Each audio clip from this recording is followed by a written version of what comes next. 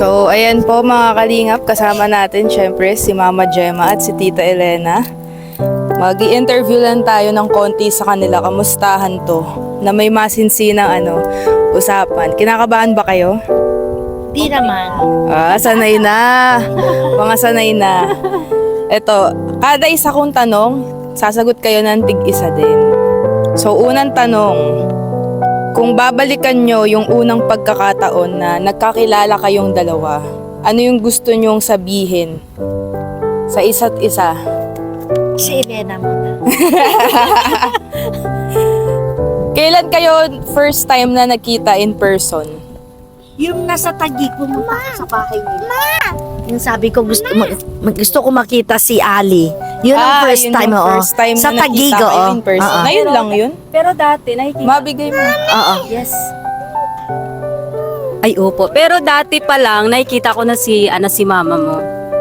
Pag pumupunta kami sa inyo, tapos nakikita ko siya naglalakad papasok sa inyo, sabi ni papa mo na, galing yan sa may binibili sa galan.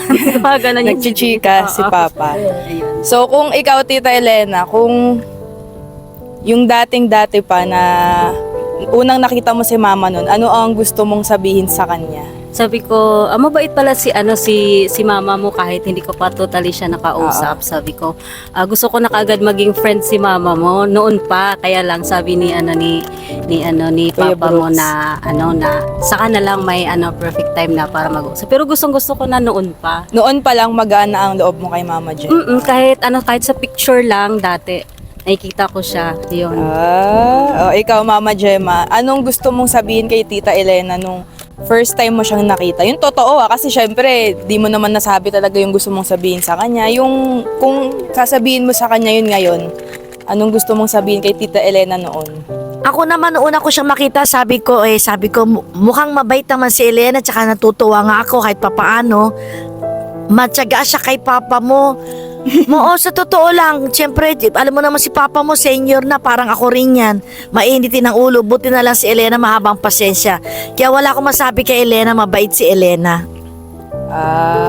So ano yung biggest misconception nyo noon sa isa't isa? Yung kumbaga akala mo kay Tita Elena, kunyari lang akala mo si Tita Elena iba ugali, yun pala mali ka ng inaakala. Ay hindi, unang kita ko palang kay Elena, kaya sabi ko talaga, mabait naman si Elena. Kasi makita mo sa mukha niya So mabait kahit si Elena. kailan wala kang naisip kay Tita Elena? Wala ko naisip sa kanya. Yung sabi mo, mainis ako sa kanya, makita ko siya is ng Oo. supladahan ko, hindi.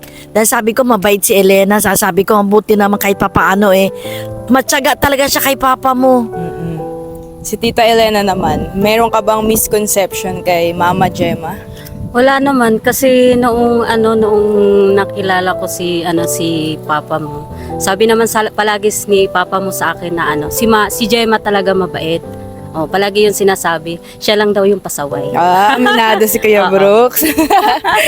So eto, paano nyo, si Tita Elena muna, paano nyo tinuturo sa anak nyo na ang paghihiwalay ay hindi kawalan ng pagmamahal? Kasi syempre broken family si Jerlyn. Paano mo naturo kay Jerlyn na hindi porket hiwalay or broken family kakulangan ng pagmamahal yung ganun? Sinabi ko lang sa anak ko, kahit hindi man tayo kompleto, patuloy ka lang kung anong meron tayo ngayon. Tapos ngayon sabi ko sa kanya, kahit papano ay nandyan si Brooks, nakalalay sa kanya. Sabi ko sa kanya, kahit hindi man tayo kompleto, nandyan naman si Kuya Brooks mo, sabi ko sa kanya. Kaya masaya siya kasi nandyan si Brooks. Ikaw, Mama Gemma, paano mo na paintindi sa amin ni Kalingap Dan na hindi porket broken family kulang sa pagmamahal? Wala, ang sabi ko naman sa inyo, Nak, na sabi ko, mahalin mo, sabi ko sila Ali, tsaka si Jerlyn, at tsaka si Rosie, kasi walang ibang magtutulungan niya, tsaka yung ng mga problema, kundi kayong magkakapatid. Lalong-lalo na si Rosie, tsaka si Ali. Sabi ko, kung anong meron, gabayan mo yung si Alimyon, at tsaka si Rosie. Kaya sabi ko, wala ibang kundi kayo lang niya magtutulungan. Tinanong din niya ni Kalingap Dan ni Kalingap Dan si Jerlyn dati. Sabi niya, Jerlyn, tanggap mo ba kami? Sabi ni, oo, gumagano yun si Kalingap na sabi ni Jerlyn, opo naman, sabi niya. Masaya yung kwentuhan nila noon. Ewan ko lang kung naalala yun ni Dan. Nakainom ba si Kalingap Dan nun? Medyo. Pag si Kalingap Dan ay pag-usap ng masinsinan, Oo. ano eh, no? Mas pabalik-balik pa siya, Oo. appear kay Jerlyn eh. Kasi- Kaya natutuwa ako, yung kahit ganun ang malayo minsan si Jerlyn, minsan lang nakakasama, yung closeness nila, natutuwa kami ni Papa mo noon. Ito naman, ano ang pinaka-matured na or mature na desisyon nyo na ginawa nyo na hindi agad naintindihan ng iba? Yung parang, yung desisyon, dahil sa desisyon na yun, madaming parang nakapagsalita ng masakit sa inyo. Ano yung desisyon na yun? Pinaka-matured na desisyon na hindi agad naintindihan ng iba. Siguro yung siguro yung hindi nila alam na paano nito na okay tayo sa isa't isa kahit off cam, okay tayo. Yun ang siguro ang hindi nila alam na kahit ganun ang sitwasyon natin, happy pa rin tayo magkasama. Siguro yun ang hindi nila naintindihan sa atin. Kasi yung iba parang iniisip nila no, na on cam lang tayo okay, pero off cam parang hindi. Kasi parang hindi normal sa iba na may gantong klaseng pamilya na Oo, okay sa totoo setup. yan. Actually, ako din di ko ine-expect na pwede pala yun. No? Magaling si Brooks din talaga mag-handles din sa ganun. At saka kung titignan mo din, madami naman ding artista na Ay, oo, friends si hindi lang Iwamoto tsaka si Jody Santa Maria, di ba? Friends din sila. So, napatunayan ko din na kaya talagang yung genuine na, yung hindi lang sa camera. Kasi kahit noon pa naman, di ba, nagsasama-sama tayo kahit di pa nag-vlog sila. Kuya totoo Brooke, si yan. Kalingap Dan. So, ikaw naman, Mama Gemma. Ako dati marami akong naririnig sa mga comment na ganyan, yung tungkol sa amin nila Brooke, sa ni Elena, pero hindi, wag nyo na lang papansinin mo, basta ako para sa akin masaya ako sa family natin, tsaka kila Elena. Wala akong masasabi kay Elena, basta ako okay sa akin si Elena. Kaya wag natin papansinin yung mga sabi-sabi ng iba na yung magkasama kami sa bahay, sabing ganon.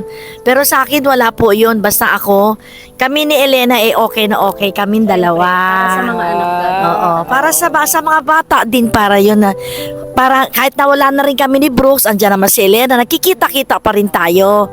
Basta ako, happy ako sa family natin at saka sa family ni Elena. Yes. So, eto, paano nyo naman hinaharap or ano ang ibig sabihin sa inyo ng family?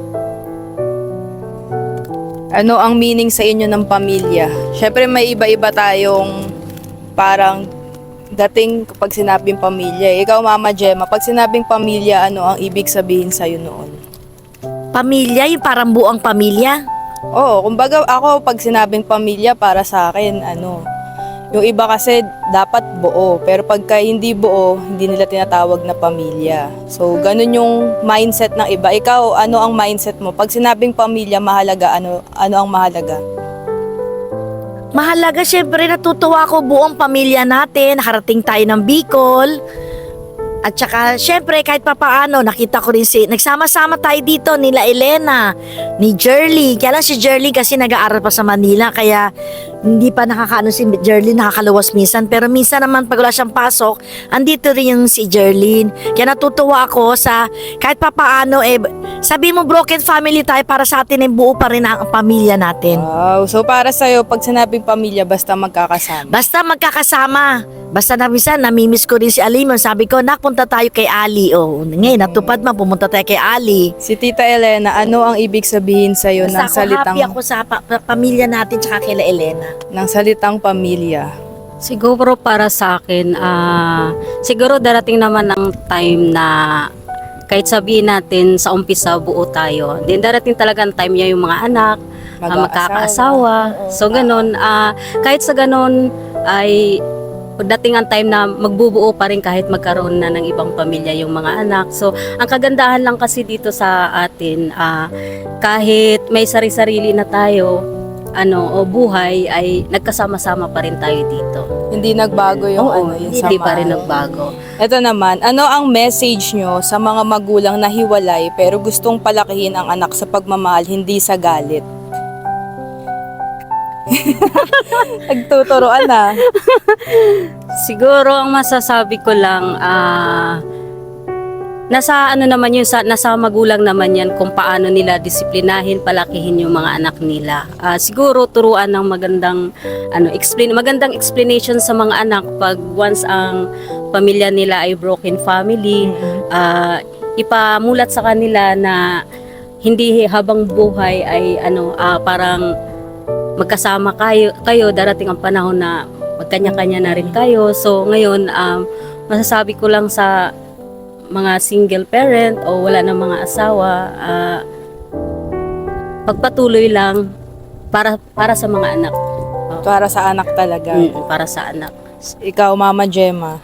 Masasabi ko lang sa mga single parents, sana stay strong lang po tayo. Kahit anong mangyari, syempre andyan pa rin yung pamilya ng kabila, pamilya natin sana magkakasundo lahat tayo, mga magkita-kita silang magkakapatid ng kabilang pamilya. Basta ko lang sa mga single parents, go lang tayo, happy pa rin tayo. Pero syempre, yung sinasabi po ni Tita Elena at saka ni Mama Gemma dito, nasa viewers pa rin natin kung pakikinggan nila. Ito ay based lang sa amin experience kasi syempre iba-iba naman po tayo ng sitwasyon sa buhay. Yung kay Mama Gemma at Tita Elena kasi napakadali lang ng sitwasyon namin kasi ayun nga, maayos ang hiwalayan ni Mama Gemma at ni Kuya Brooks. Opo, tsaka magkakasundo naman kami ni Elena, wala akong masabi kay Elena. At saka hindi naman si Tita Elena ang reason ng hiwalayan. hindi. Kaya ganun lang din kabilis na matanggap namin si Tita Elena kasi di naman siya ang rason Kaya syempre iba kasi may magko-comment dyan na hindi naman ganun kadali yun, hindi lahat kagaya natin. So, based lang po to sa aming experience. So, kung may kagaya man po ng experience namin, ayan, ganyan po ang mga advice nila Tita Elena based sa experience nila. Kung meron kayong isang bagay na ipagpapasalamat sa isa't isa, sa inyong dalawa, sa isa't isa ngayon, ano yon at bakit? Si Tita Elena na naman ang papaunahin niya. Ano ang bagay na gusto niyong ipagpasalamat sa isa't isa? Siyempre, unang-unang papasalamat ako kay Lord dahil nakilala ko rin si Brooks. Siyempre, nakilala ko siya, nagkaroon din siyempre ang buhay niya, nagkaroon ng matinong kasi Maayos di ba na siya, landas. kasi siya, nung time na yon hindi ko alam kung ang niya talaga buhay Parang hindi ako sure na kung anong maging takbo ng buhay niya. So ngayon, sabi nga niya minsan sa akin na pasalamat din siya dahil ako din ang nakilala niya. Siyempre, sa mga taong nakapaligid sa amin, siyempre lalo na kayo, na palagi nakasupport sa amin, si Gemma. So ngayon, masaya ako dahil hindi kayo iba ang turing nyo sa akin, lalo na kay Baby Alimion. Maganda yung pakikitungo nyo sa akin kahit alam ko na bihira lang kayo makasama ni Papa mo. Pero ginagawa naman ni Papa mo ang best para makasama. Kaya nga nung time na nag-vlog ka na sinabi mo na uwi na kayo Maynila, nalungkot talaga ako ng sobra. Yung vlog ni Kuya? Hindi, nandun ka sa bahay. Nung sinabi nga na si Kuya Brooks. Susuko. na Uwi na kami ng Manila. Oo, sabi ko, totoo ba yung binablog ni Hana na uwi ng Maynila? Sabi ko nga kay Brooks nung gabi, akala ko nga totoo na yung sinabi ni Hana. Sabi niya, kasi ang gusto talaga ni Papa mo, huwag ka talaga umuwi. Para Kasi gusto niya magkakasama. talaga, gusto niya hanggang sa pagtanda niya, andito kayo. Gusto niya nakikita kayo. Tsaka natutuwa talaga siya, ang pinakakatuwa niya, na palagi niyo inaano talaga si Ali. Doon siya Ali. natutuwa, kasi yung turing niyo talaga kay Ali, sobra-sobra talaga. Sobra pa sa kapatid. Parang Grabe. sa magulang kasi ang nakakalambot ng puso niya yung mga anak talaga. Totoo yan. Kahit Kaya touch na touch si Kuya Brooks pag Yeah. magkakasundo talaga. Maswerte si Brooks. Sabi nga ni Brooks, maswerte ako sa mga anak ko kahit panandalian lang yung ko sa kanila. Maswerte ako kasi pinalaki siya ni Gemma na maganda yung pagpapalaki niya sa inyo. Yun ang sabi ni Brooks sa akin. Kaya Ikaw, pasalamat din ako kay Gemma dahil mayroon siyang advice sa inyo na yung magulang, yung mga kapatid mo, wag na ganun, yung mga sinasabi ni Mama. parehas lang ang trato daw dapat. Kaya din ako, pasalamat ako kay Gemma. Ikaw, Mama Gemma, anong ipagpapasalamat mo kay Tita Elena? Pasasalamat ko kay Elena ay sabi ko na ano niya si Brooks kahit na makulit, mabait si Elena, tsaka sabi ko sa mga bata, wag niyo kahit anong mangyari, wag niyo aanoin si Ali, si Jerly kasi parang kapatid mo na rin yan. Sila Jerly at tsaka si Ali. Sabi ko gagabayan mo si Ali, tsaka si Rosie. Sabi ko sa kanila, kahit anong mangyari, walang iwanan. Kahit saan suportahan nyo pa rin si Ali at saka si Jerlyn. Sabi ko, baby Rosie, sabi ko, walang ibang magdadamayan kundi kayo lang. So, may mga edad. Oo, may datay. Siyempre, hindi natin masabi din ang buhay natin. Oo. Pero ako, totoo to sobrang sobrang bilib ako kay Tita Elena sa haba talaga ng pasensya niya kay Kuya Brooks. Saksi kami. Sa haba talaga ng pasensya ni Tita Elena. Syempre yung mga viewers natin alam din na yan, si Kuya Brooks minsan matanda na kasi no? So may topak din talaga. Pero sobrang proud ako kay Tita Elena kasi talagang kahit ang sakit sa ulo ni Kuya Brooks minsan, Diyos ko, kami ni Kalingap Dan, minsan ang sakit din talaga ng ulo namin kay Kuya Brooks, pero si Tita Elena hands down talaga ako sa pero, pasensya mo. Ang kagandahan lang ngayon sa kanya, palagi niya sinasabi sa akin na atid na tayo ng Bible study. Palagi na siya naggaganon. Wow. Palagi tapos tuwing alas 6 na ng 5 o'clock ba yun ng hapon hanggang alas 7 na yan, papatugtog na yan siya ng Worship song. Worship song. Ganun na siya. Dati ganyan siya sa bahay Ano na Don siya? Moen.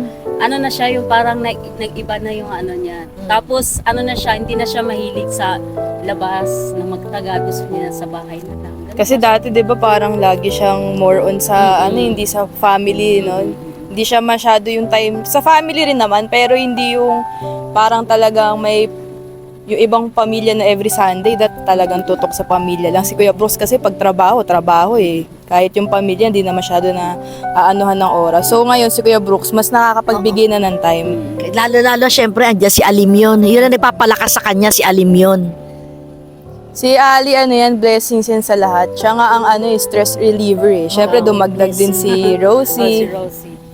Yung mga bata ang ating stress reliever. So ano ang message nyo sa mga viewers natin na patuloy pa rin sa mga negative comments about sa inyong dalawa o sa setup ng pamilya natin? Ano ang advice nyo sa kanila? Or gustong sabihin na noon pa na hindi nyo masabi?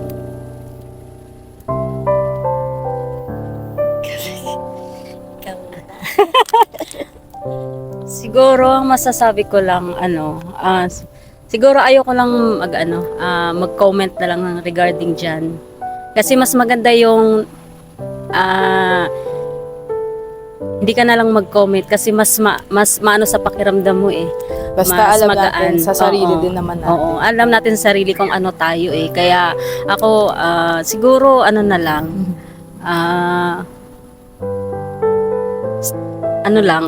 spread love lang. Oo, kung anong kami ngayon ni Gemma, sana okay sila. Oo. Support lang. Support lang kahit anong mangyari. Siyempre si Gemma magkaedad-edad na rin. So ang inaano ko magkakaroon lang tayo ng happiness lang palagi. Happy lang. Wow. So ayun lang ang ating interview kala Mama Gemma at kay Tita Elena. Salamat po sa mga nakakaunawa at nagsusupport Salamat po sa mga aming nakakaunawa, sa mga viewers. Maraming salamat po sa inyo. Basta akin lang po to God be the glory. pamilya. Wow! Siyempre maraming salamat po sa lahat ng sumusuporta, nagmamahal at laging andyan para sa amin po sa mga upload. Maraming salamat po sa inyong suporta. God bless po. Happiness And advance Merry Christmas. Yes, advance Merry Christmas po sa inyong lahat. Siyempre kasama natin sila Tita Elena at Kuya Brooks sa Disperas ng Pasko. Hindi pwedeng kulang kami. Bagong Pasko. Advance Merry Christmas po. Love you all. Salamat. Bye-bye. Thank you po sa Thank you po. pag-support.